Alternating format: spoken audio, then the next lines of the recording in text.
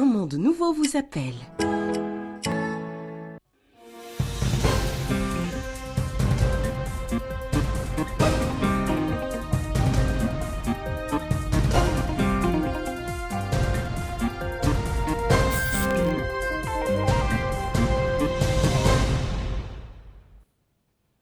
Le président de la République lance un service de couverture des zones frontalières sud et sud-est par les télécommunications électroniques.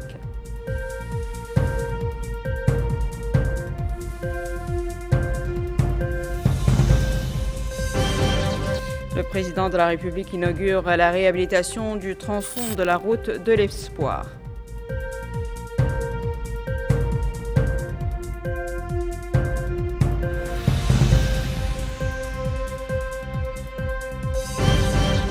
Le Premier ministre reçoit une délégation de haut niveau du département des relations internationales du comité central du Parti communiste chinois.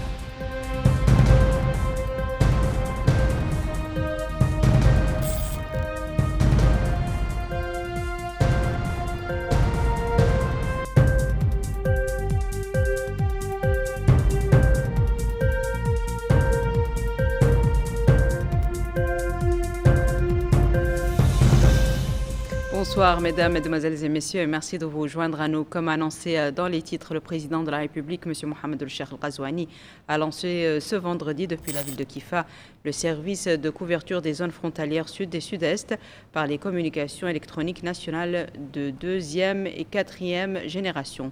Le président de la République a suivi une présentation sur cet important projet stratégique, les étapes de sa mise en œuvre, les zones ciblées et les mesures adoptées pour qu'il soit réalisé conformément au cahier des charges.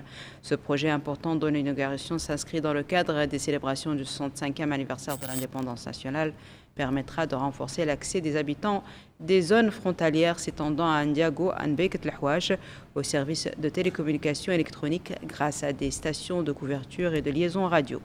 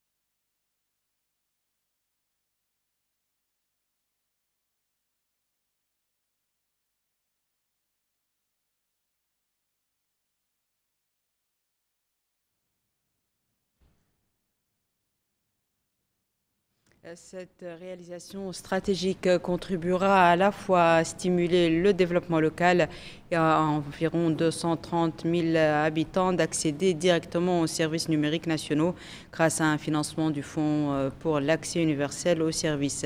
Récit de Sidi Mohamed Diagana. Cette nouvelle infrastructure garantit une connectivité continue et ouvre l'accès à un Internet haut débit pour les populations. Elle représente un levier majeur pour accélérer le développement local, faciliter l'accès des citoyens aux services publics et dynamiser les échanges commerciaux dans les zones longtemps enclavées. Ce projet est terminé aujourd'hui et réalisé grâce à Dieu. Et il s'agit de quelque chose qui est extrêmement important parce qu'il permet à nos concitoyens qui vivent dans ces zones limites, dans ces zones excentrées, dans ces zones éloignées du centre, d'être connectés au réseau national de communication électronique. Ce qui leur permet d'accéder à des services médicaux, des services d'enseignement, des services d'apprentissage, des services monétaires, financiers, des services administratifs. Et ça permet également à nos autorités de sécurité et à nos autorités administratives de pouvoir rendre ces services à nos concitoyens en utilisant un réseau national. Au-delà de l'enjeu technologique, cette avancée marque une étape supplémentaire dans le renforcement de la présence de l'État sur les frontières. Sidi Mohamed Djagana, Al-Mauritania, Kifa. S'exprimant à cette occasion, le ministre de la Transformation numérique, de l'Innovation et de la Modernisation de l'administration, M. Ahmed Saloum Boudetchfara, a déclaré que le lancement de ce nouveau service revêt une importance particulière car il relie les villages frontaliers reculés aux réseaux nationaux et un atout supplémentaire qui renforce l'infrastructure numérique et relie des zones auparavant isolées à un réseau national unifié. Le ministre de la Transformation numérique et de la Modernisation de l'administration, Ahmed Saloum Boudetchfara, a déclaré que le lancement de ce nouveau service constitue un atout supplémentaire qui renforce l'infrastructure numérique et relie des zones auparavant isolées en réseau national unifié. Il a salué les directives du président de la République qui ont insisté sur le respect des normes de qualité et des délais d'exécution. Et il a précisé que l'exploitation expérimentale du service a donné des résultats positifs. Le nombre d'utilisateurs a dépassé les 233 000 abonnés, ce qui reflète l'impact direct du projet sur la vie des citoyens. S'agissant des travaux de réhabilitation de 4 tronçons routiers de la route de l'Espoir, le ministre de l'Équipement et des Transports, Eliul Veirik, a affirmé que le projet de réhabilitation de ces axes routiers s'inscrit dans le cadre de la mise en œuvre des engagements du président de la République et dans le prolongement de l'axe relatif au développement des infrastructures de soutien à la croissance dans le programme Mon Ambition pour la Patrie, qui met l'accent sur l'entretien des routes nationales et l'amélioration de la sécurité routière. Il a précisé que le projet de réhabilitation du réseau routier s'étend sur 700 km et cela a coûté 55 milliards d'Ansenou-Guiya, entièrement financé par l'État mauritanien, représentant ainsi un levier de développement et un moyen de relier les agglomérations au réseau routier national. Le président de la République, M. Mohamed El-Cheikh El-Ghazouani, a par ailleurs du haut de la passe de Djouk inauguré la finalisation des travaux de réhabilitation de 4 tronçons routiers de la route de l'Espoir dans le cadre des activités commémorant le 65e anniversaire de l'indépendance nationale. Sur place, le chef de l'État a aussi donné le coup d'envoi de la mise en service officielle de la passe de Djouk.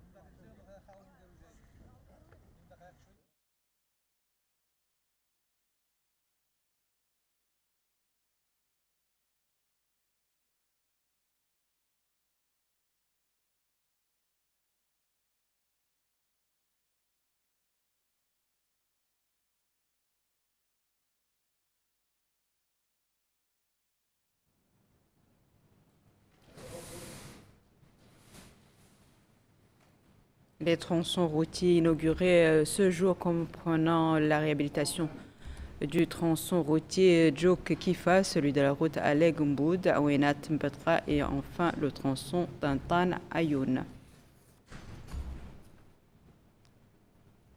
L'espoir, axe vital reliant la capitale à la plupart des wilayas de l'intérieur ainsi qu'aux frontières orientales du pays, vient d'achever la première réhabilitation complète depuis sa construction à la fin des années 1970.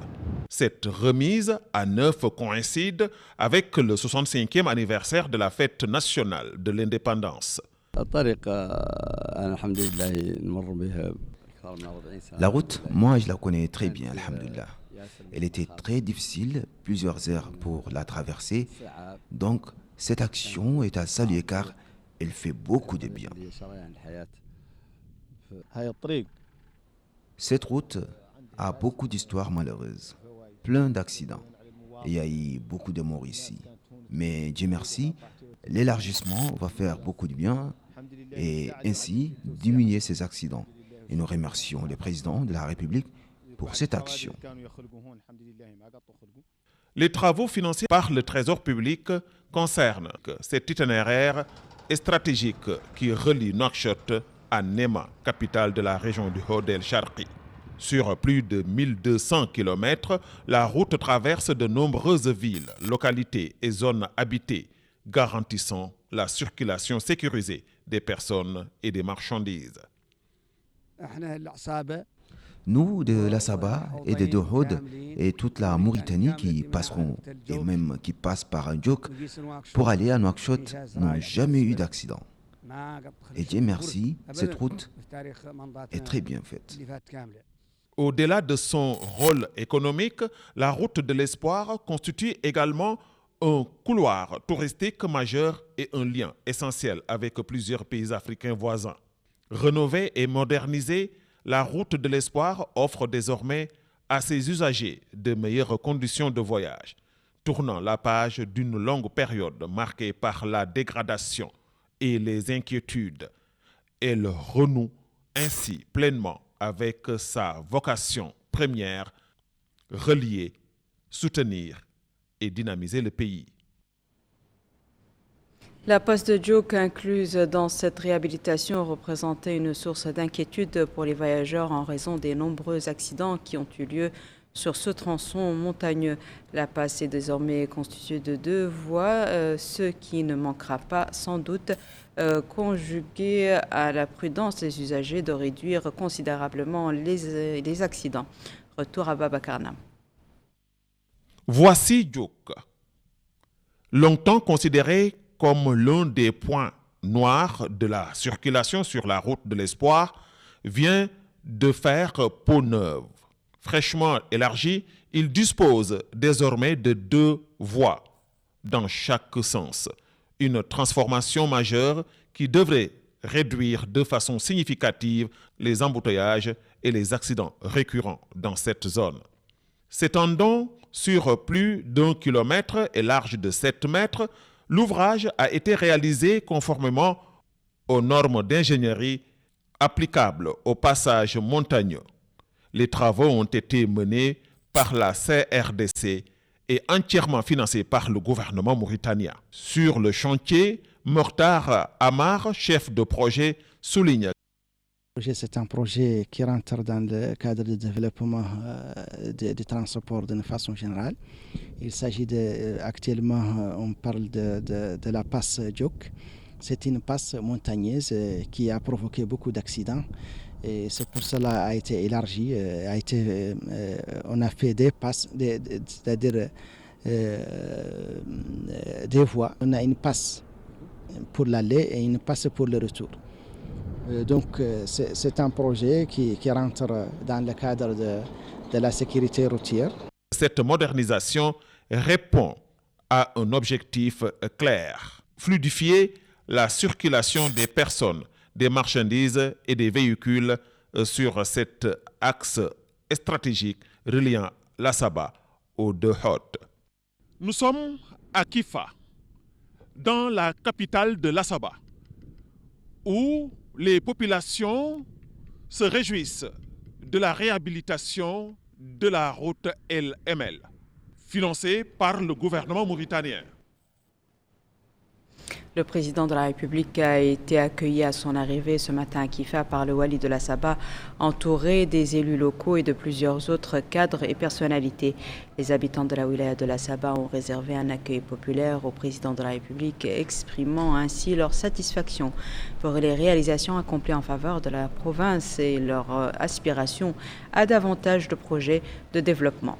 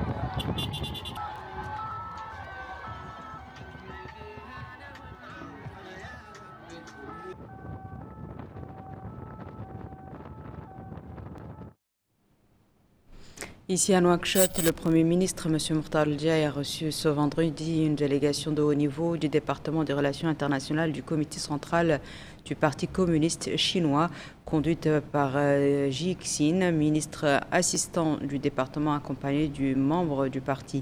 À l'issue de la rencontre, le chef de la délégation chinoise aux relations les relations entre les deux pays amis sont un modèle à suivre, soulignant que cette visite représente une étape pour la mise en œuvre des directives des deux présidents afin de porter les relations bilatérales au plus haut niveau.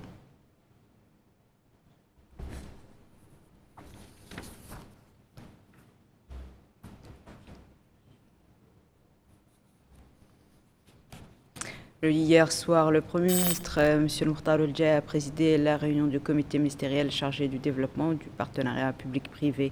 La réunion a été consacrée à l'examen du projet de construction d'une centrale électrique d'une capacité de 225 MW à Ndiago, où le comité a écouté une présentation détaillée du dossier par le comité technique comprenant une évaluation complète des offres techniques et financières soumises. À l'issue des délibérations, le comité ministériel a approuvé la poursuite de la préparation de la mise en œuvre du projet en tenant compte des observations et recommandations enregistrées lors de la réunion.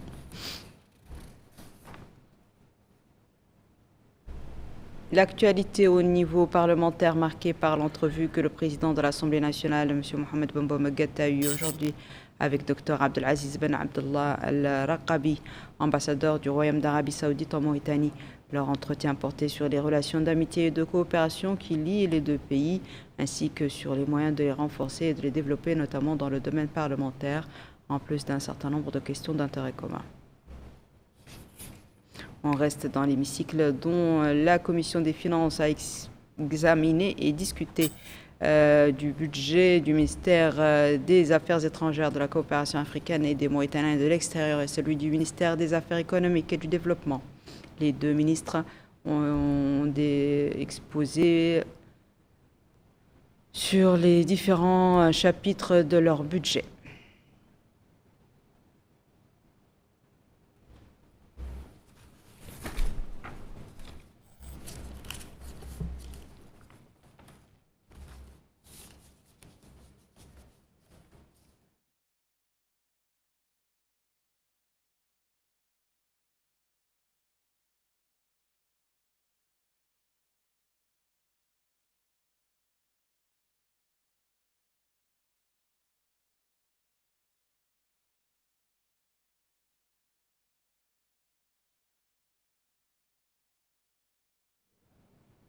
Voici à présent, mesdames et messieurs, le rappel des titres.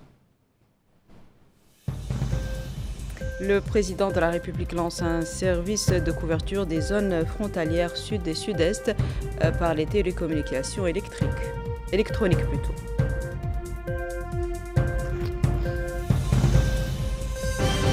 Le président de la République inaugure la réhabilitation du tronçon de la route de l'Espoir.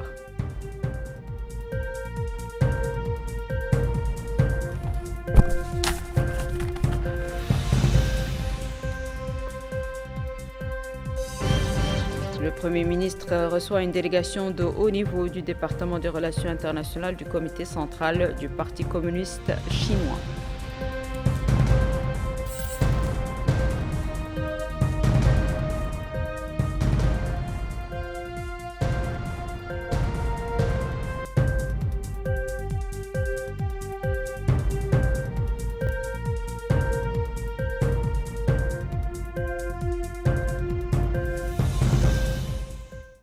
C'est la fin de ce journal, mesdames et messieurs. Merci à vous de nous avoir suivis. Merci de votre fidélité. Je vous souhaite une excellente suite de programme sur le Mauritania.